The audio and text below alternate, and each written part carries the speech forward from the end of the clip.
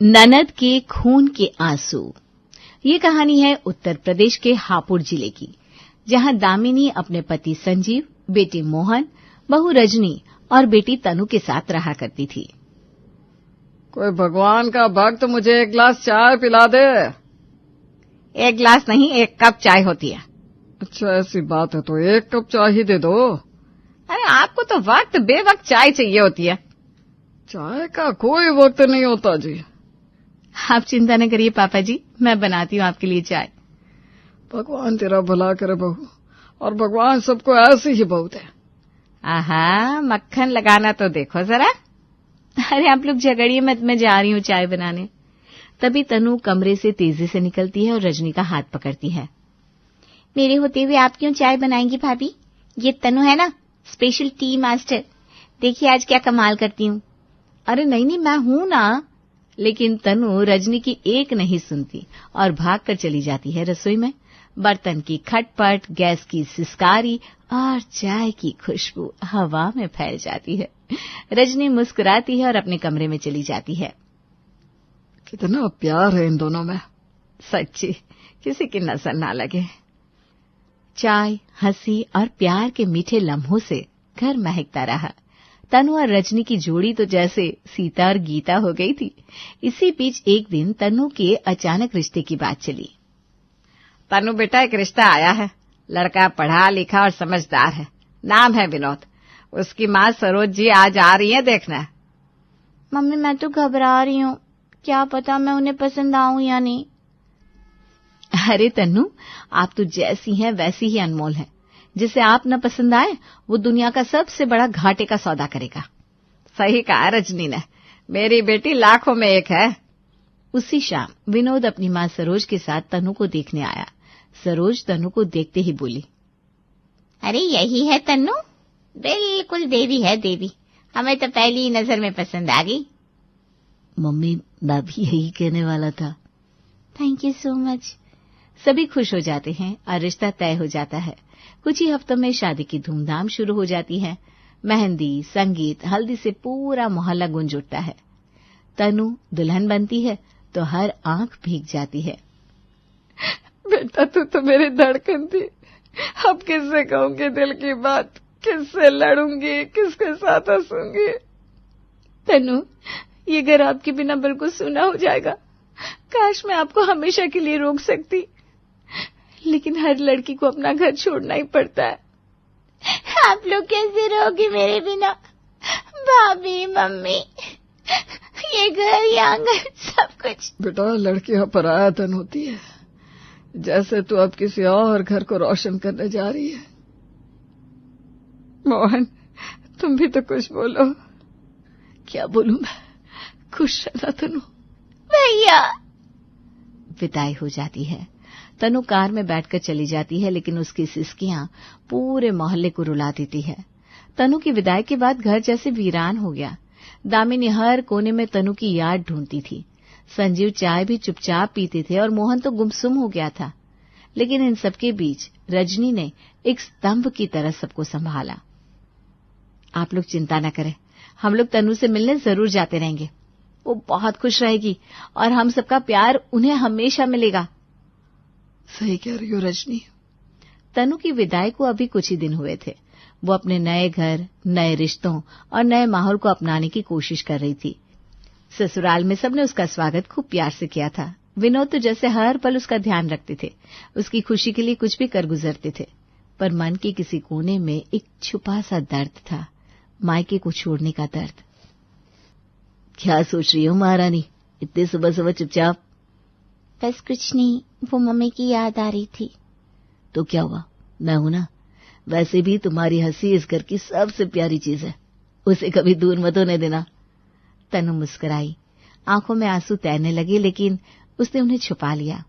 शुरुआती दिन जैसे सपनों की तरह बीते। तनु हर काम को हंसते हुए करती, हर रिश्ते को निभाने की भरपूर कोशिश करती। लेकिन समय के साथ तस्वीर धीरे धीरे बदलने लगी। एक सुबह तनु हल्के से करवट बदलते हुए उठी। अभी सूरज भी ठीक से नहीं निकला था। जैसे ही वो बाथरूम की ओर बढ़ी, अरे बहू, ये क्या तरीका है घर चलाने का? 8 बज गए और अभी तक तुम उठी नहीं? जी मैं तो 6 बजे ही उठ गई थी, बस थोड़ी देर बिस्तर पे लेटी रह गई थी। लेटी रह गई थी? हमारी बहुओं को क्या अब रानी महारानी समझ लिया जाए? रात को तो तुमने ही सबको देर से सुलाया और अब सुबह भी तुम ही आराम फरमा रही हो। तन्नू को जैसे किसी ने बीच सड़क पर थप्पड़ मार दिया हो। वो स्तब्ध थी, कुछ कहने की हिम्मत नहीं जुटा पाई, चुपचाप किचन में चली गई। एक दिन तन्नू ने सोचा कि कुछ काम जल्दी निपटा लिया जाए। उसने बाथरूम से सारे कपड़े निकाले और वॉशिंग मशीन में डाल दिए। तभी सरोज बाहर से लौटी। तूने कपड़े मशीन में डाल दिए? जी मम्मी जी, सोचा जल्दी हो जाएगा। तू सोचने वाली होती कौन है? हमारे जमाने में बहुएं हाथ से कपड़े धोती थी और तुझे आराम चाहिए हर जगह। माफ कर दीजिए मम्मी जी, आगे से ध्यान रखूंगी। तन्नू की आंखों से आंसू रुकने का नाम नहीं ले रहे थे। उसके लिए ये सब अनजाना था। वो समझ ही नहीं पा रही थी कि इतना प्यार करने वाली सास अचानक इतनी बदल क्यों गई। उसने एक दिन अपनी माँ को फोन किया। मम्मी मुझे नहीं पता क्या हो गया है, मम्मी जी को एकदम से बदल गई है, हर बात पर चिल्लाती है, अपमान करती है। अरे अरे मेरी बच्ची, तू रो मत। कभी कभी मूड खराब होता है तो बुरा मत मान, आखिर वो तेरी सास है, माँ जैसी। तभी दामिनी ने फोन स्पीकर पर डाल दिया। पास में बैठी रजनी सब सुन रही थी। अरे तनु, आप इतना सोच क्यों रही हो? उनकी बातों को दिल पर मत लो। जैसा कहती हैं वैसा करती रहो, सब ठीक हो जाएगा। ठीक है भाभी, मैं कोशिश करूंगी। भगवान तुझे शक्ति दे बेटा, तेरा दुख मेरा दुख है। दामिनी को अपनी बहू पर गर्व हो रहा था, जो इस मुश्किल घड़ी में उसकी बेटी का साथ दे रही थी। मगर उसे क्या पता कि ये सारी बातें सिर्फ दिखावा थी, क्योंकि उधर रजनी अपने कमरे में जाती है और अचानक जोर जोर से हंसने लगती है। वाह, बहुत मजा आ रहा है। बड़ी बनी फिरती थी मेरी सासू माँ की प्यारी बेटी। अब समझ में आ रहा होगा उसे कि बहू बनना कैसा होता है। अभी रिया को कॉल करती हूँ। वो फटाफट मोबाइल उठाकर कॉल लगाती है। हेलो रिया, सुनो, तुम्हें याद है ना मेरी ननद तन्नू? अरे हाँ, वही जो बड़ी आदर्श बहू बनने चली थी। अब उसकी हालत देखो, उसकी सासू माँ ने नाक में दम कर रखा है।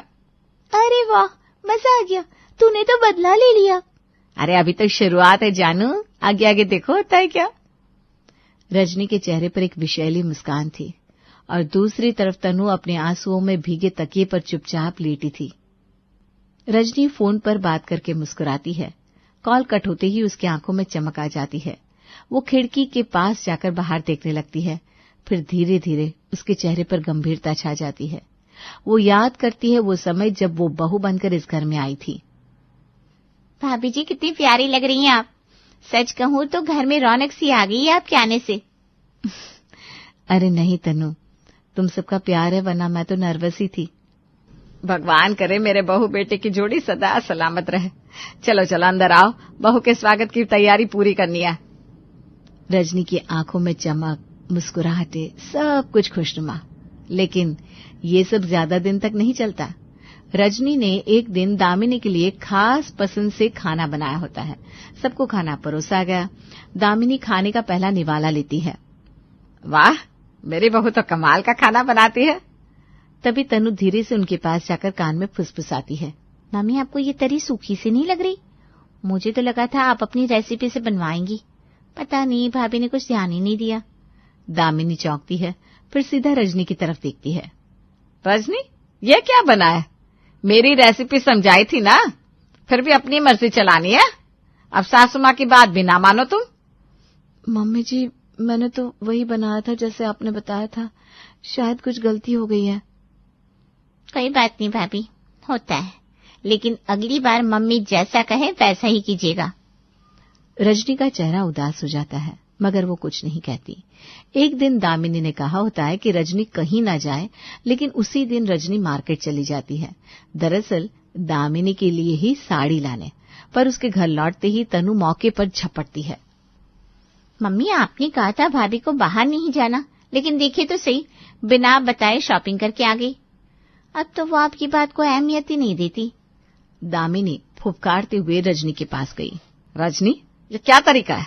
तुम्हें मना किया था, फिर भी घूमने चली गई। मम्मी जी वो दरअसल आपके लिए ही साड़ी लेने गई थी। अब बहू अपनी सास से भी झूठ बोलेगी? तुम तो बिल्कुल भी समझदार नहीं हो। मेरी बहू बनकर रहना सीखो। रजनी की आंखों में आंसू भर आते हैं, पर फिर भी वो चुप रहती है। एक शाम रजनी ने खाना देर से परोसा होता है क्योंकि गैस की सप्लाई में दिक्कत थी। तनु मोहन के पास जाकर भड़काती है। भैया देखिए ना, भाभी को आपकी भूख का कोई ख्याल ही नहीं है। कब से बैठे आप भूखे और भाभी को टाइम का होश ही नहीं। मोहन भड़क जाता है। रजनी, थोड़ा सा ध्यान नहीं रख सकती? क्या जरूरी था उस वक्त टीवी देखना? टीवी? नहीं तो मोहन जी, गैस नहीं आ रही थी इसलिए। दामिनी भी आ जाती है और बिना बात सुनने झल्ला उठती है। एक काम नहीं होता इस लड़की से। अब ससुराल में रह रही हो, अपने पति का ख्याल रखना सीखो। रजनी चुप रहती है, लेकिन कुछ वक्त बाद उसे तनु की आवाज सुनाई देती है। वो अपनी माँ से बात कर रही थी। मम्मी, आप तो कुछ नोटिस ही नहीं करती हो खुद से, सब मुझे ही बताना पड़ता है आपको। जरा आप भी भाभी पर नजर रखो। हाँ, तो सही कह रही है। रजनी दीवार के पीछे से सब सुन रही थी। उसकी आंखें जलने लगती है, चेहरा कठोर हो जाता है। तो ये सब तुम्हारा किया धरा है तनु, पर अब बहुत हो गया। अब तुझे जवाब मिलेगा। एक दिन ऐसा आएगा जब तू रोएगी और मैं हंसूंगी। कसम है मुझे, मैं तुझे उसी तकलीफ का स्वाद चखाऊंगी जो तूने मुझे दी है। रजनी गुस्से में अपनी सहेली को फोन करती है। रीना, अब मैं चुप नहीं बैठूंगी। इस लड़की ने तो हद ही कर दी। बस अब जब भी मौका मिलेगा ना, मैं उसे उसकी औकात दिखा दूंगी। मेरी ननद बड़ा नेता समझती है ना खुद को। बिल्कुल, तू डर मत, मौका जरूर मिलेगा। और जब मिले ना तो उसे छोड़ना मत। तू भी राजनीति जानती है। रजनी के चेहरे पर अब मासूमियत की जगह चालाकी थी। अब समझ में आया ना तन्नू, दर्द क्या होता है। अरे ये तो सिर्फ शुरुआत है, असली खेल तो अब शुरू होगा। रजनी आईने के सामने बैठी बालों में कंघी कर रही थी। उसके चेहरे पर एक विजयी मुस्कान थी और वो खुद से बात कर रही थी। अब आ रहा है मजा, अब समझ में आ रहा है असली सुकून क्या होता है। जब तक मैं रोती रही कोई पूछने वाला नहीं था, लेकिन अब जब तनु खुद परेशान हो रही है तो दिल को तसल्ली मिल रही है। और सबसे खास बात, उसे पता भी नहीं कि इस सब के पीछे किसका हाथ है। रजनी ठहाका लगाकर हंसती है, फिर एक मोबाइल उठाकर नंबर मिलाती है जो कि उसकी ननद तनु की सास सरोज का था। हेलो जी, कैसे हो आप? बहुत दिन हो गए, आपकी आवाज ही नहीं सुनी। अरे रजनी तुम? हाँ, सब ठीक है। तुम सुनाओ, क्या हालचाल? सब तो ठीक है जी, बस थोड़ा मन परेशान है। सोच रही थी आपसे बात कर लूं। तनु की याद आ रही थी। तनु की याद? क्यों, क्या हुआ? सब ठीक है ना? हाँ, सब ठीक ही है। लेकिन अब आपको क्या बताऊं, जब वो मायके में रहती थी तो सुबह सबसे पहले उठती थी, पूरा घर संभालती थी। क्या, सच में? और अब यहाँ ससुराल में पता नहीं क्या हो गया है उसे, इतनी सुस्त हो गई है कि क्या बताऊं। क्या? वो तनु जो घर में एक मिनट भी चैन से नहीं बैठती थी, अब सुस्त हो गई है, और वो भी ससुराल में? ये तो बहुत गलत बात है। नहीं तो क्या, जैसा आपने बताया ऐसा तो कुछ नहीं करती यहाँ। अरे मैं तो बस उसकी तारीफ कर रही थी, पर शायद गलत बोल दिया मैंने। पर आपसे एक बात कहूं, आप उसे थोड़ा समझाइए। आखिर आपके ही भरोसे है सब। लेकिन प्लीज मेरा नाम मत लीजिएगा, वरना वो सोचेगी कि मैं उसके खिलाफ कुछ कह रही हूं। मैं तो बस बहन बनकर चिंता कर रही थी। मैं अभी उसे समझाती हूँ, तुम चिंता ना करो। फोन कट होता है। रजनी मुस्कुराते हुए बोतल को टेबल पर रखती है। कभी कभी एक जहर की बूंद पूरे रिश्तों को डुबो देती है। और मुझे तो बस बूंदे ही टपकानी है। तन्नू, भूख तो अब। सरोज तेज कदमों से तन्नू के पास आती है जो कपड़े तय कर रही थी। तन्नू, ये कौन सा नया ढर्रा सीखा यो मायके से? वहाँ काम करने की आदत थी, यहाँ आकर सब छूट गया। ये क्या चाले चल रही हो? माँ जी, मैंने तो कुछ भी नहीं किया, मैं तो बस। अब बहाने बनाओगी? मैं भी विनोद से कहती हूँ, ये सब नहीं चलेगा हमारे घर में। तन्नू रोने लगती है, कमरे से बाहर चली जाती है। वो मोबाइल लेकर अपनी माँ को कॉल करती है। मम्मी, यहाँ पर सब मुझ पर चिल्लाते हैं, कोई मेरी बात नहीं सुनता, सब मुझे ही गलत ठहराते हैं। बेटा सब्र रखो, कुछ दिन में सब ठीक हो जाएगा। मम्मी मैं बहुत थक गई हूँ। इसके बाद तनु विनोद के पास जाती है जो अखबार पढ़ रहा था। विनोद, मुझे आपसे कुछ बात करनी है।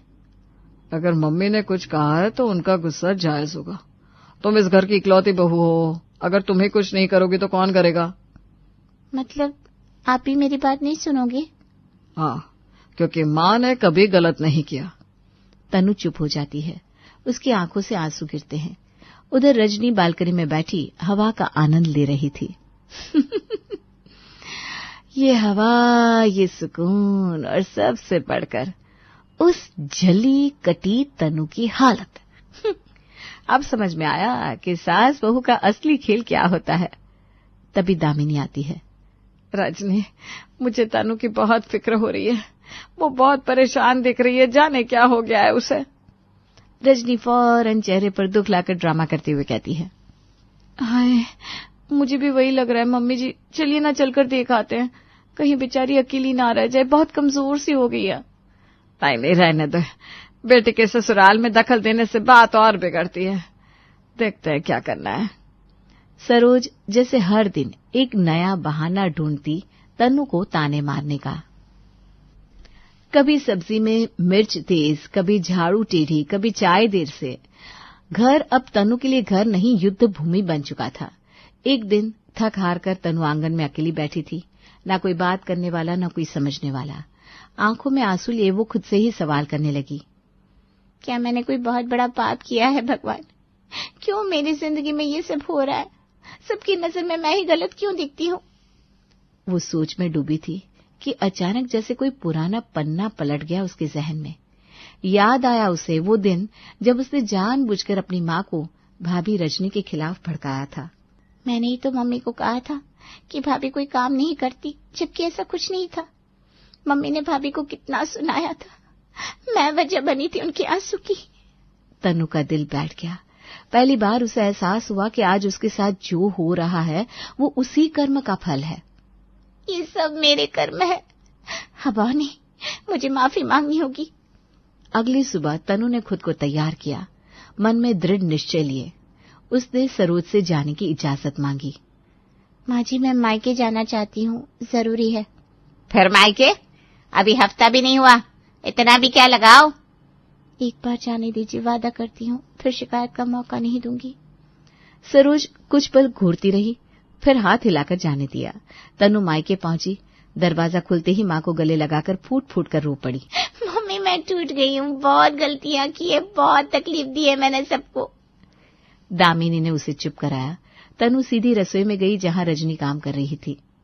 भाभी, मुझे माफ कर दीजिए, मैंने आपके खिलाफ बातें की, मम्मी को भड़काया। आप पर जो गुजरी उसकी जिम्मेदार मैं हूँ भाभी। रजनी हैरान रह गई। कुछ पल उसकी आंखें तनु के चेहरे पर अटक गई, फिर उसकी आंखों से भी आंसू बहने लगे। तनु, तूने जो बोला वो बहुत बड़ा है। दर्द तो बहुत दिया तूने, पर आज जो किया हर जख्म भर गया। रजनी ने तनु को सीने से लगा लिया, जैसे कोई माँ अपनी बच्ची को सहलाती है। चल, तेरे लिए मसाला चाय बनाती हूँ, वही जो तुझे पसंद है, अदरक ज्यादा वाली। तनु की आंखों से आंसू नहीं रुक रहे थे, लेकिन इस बार वो आंसू बोझ के नहीं, मुक्ति के थे। क्योंकि जब इंसान अपनी गलती को स्वीकार कर लेता है, तभी उसका असली बदलाव शुरू होता है।